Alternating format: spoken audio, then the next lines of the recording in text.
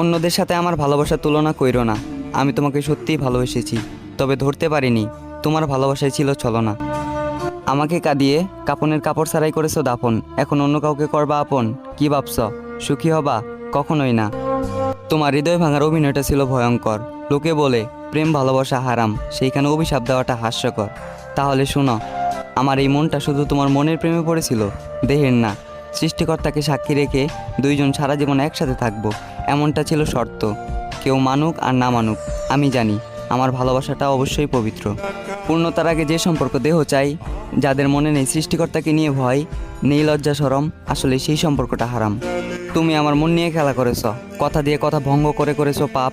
আর পাপ কিন্তু ছাড় দেয় না নিজের বাপ। তুমি কখনোই সুখী হতে পারবা না, আমি তোমাকে দিলাম অভিশাপ। সময়ের খেলায় হয়তো তুমি এখন ভালো আছো, তবে তোমার এই ভালো থাকাটা ক্ষণস্থায়ী, চিরস্থায়ী নয়। মনে রেখো, মাটির তলে গিয়ে নয়, পাপের কর্মফল কিন্তু পৃথিবীতেই ভোগ করতে হয়।